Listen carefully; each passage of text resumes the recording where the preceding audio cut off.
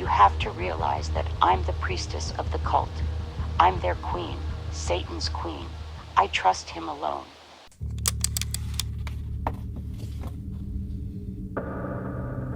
Late in the evening, on a quiet night, all terror broke out.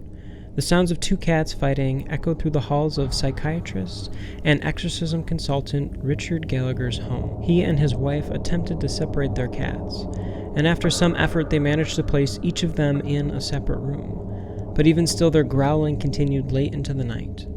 The psychiatrist chalked it up to bad food or just a little too much catnip for the day.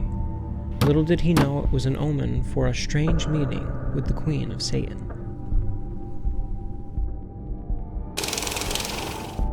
The first words out of Julia's mouth when she met Dr. Richard Gallagher the next day were, "How'd you like those cats last night?" Far from a typical hello, nice to meet you. She carried herself with an arrogance, almost an ambivalence that was unusual.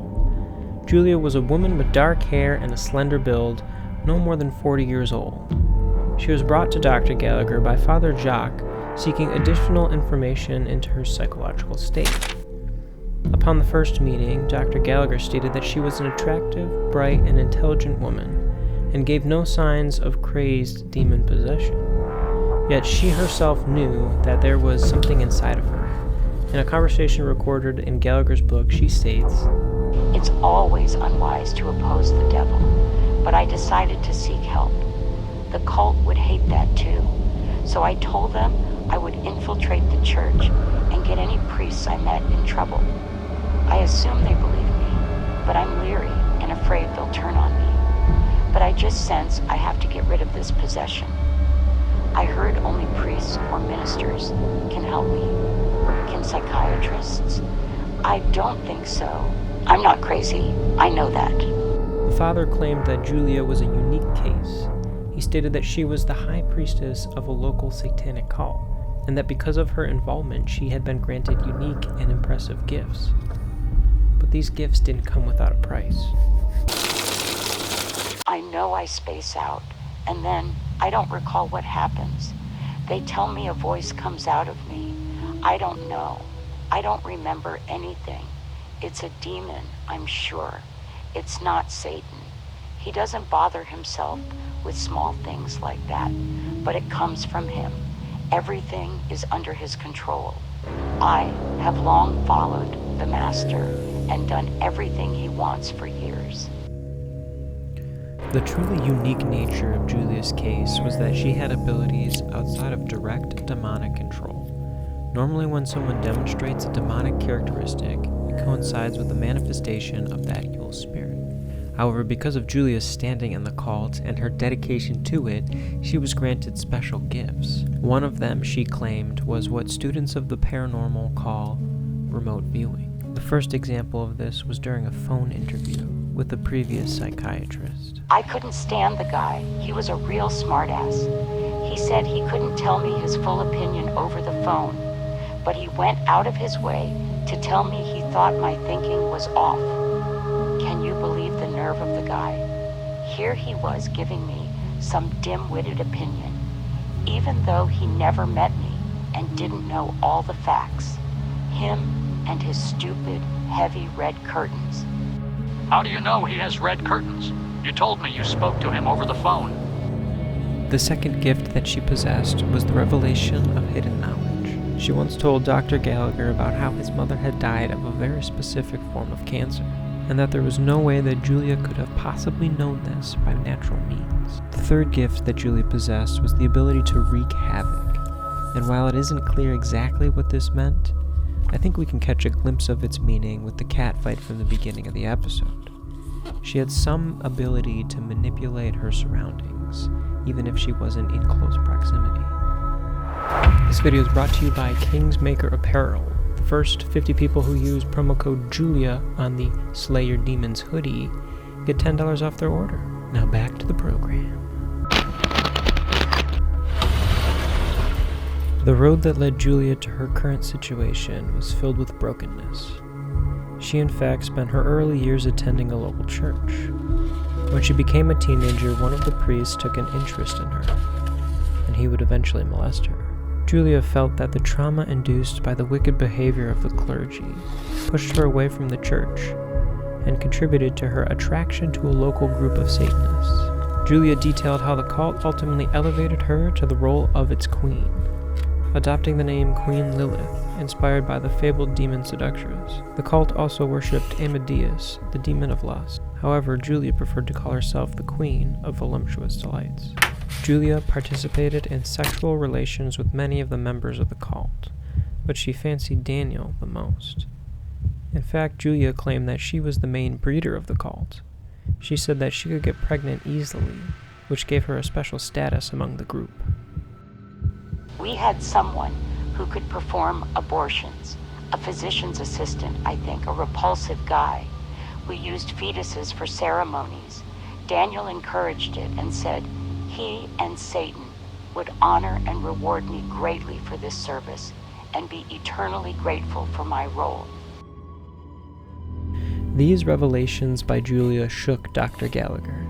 As he continued to have conversations with her, he wrestled with Julia's reasoning for being there. On the one hand, she wanted to be free from the demonic oppression she was facing, but on the other hand, it seemed like she was unwilling to give up involvement in the cult to make that happen. Yet, she was willing to continue, so Dr. Gallagher had to make a determination. Was she truly suffering from demonic oppression, or was it all a fabrication? When the Catholic Church is evaluating a case for demon possession, clergy and psychiatrists will look for 3 distinct signs. 1, the individual speaks in languages that they have never learned. 2, they demonstrate abnormal strength. 3, they have hidden knowledge or information someone couldn't possibly have attained normally. Julia had already demonstrated at least 2 out of the 3 signs, and the evidence for possession was beginning to mount. With that determination, Father Jacques called in Father A chief exorcist, to help them perform further exorcisms.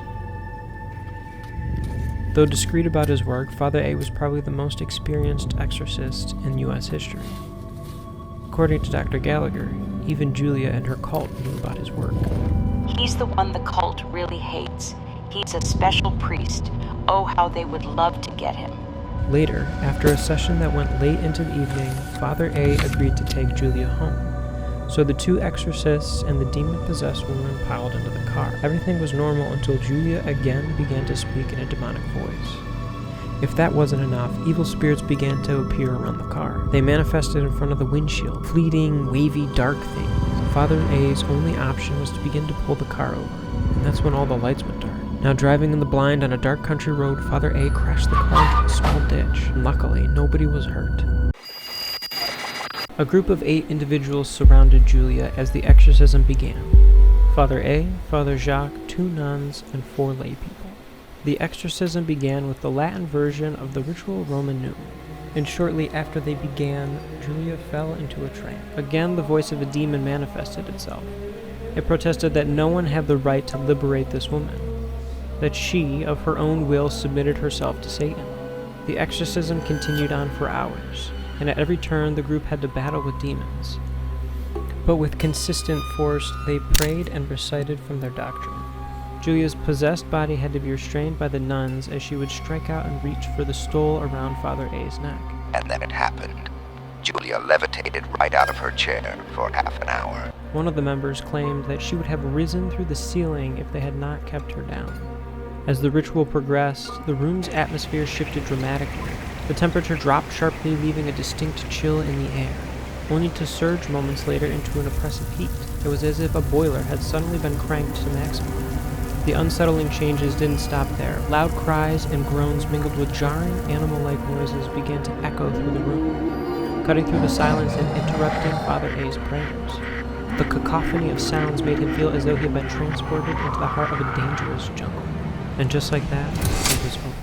Reflecting on the experience, Father A later said, I felt as though I was standing at the gates of hell.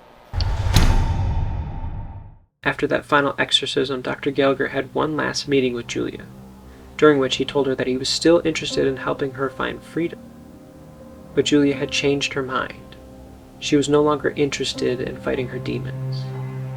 But she did, however, give Dr. Gallagher permission to tell her story, so that others might not fall into the same path that she did. We, however, are left to wonder whatever did happen to Julia. Did she find freedom from some other priest? Or did she return to her cult, never to be seen from again?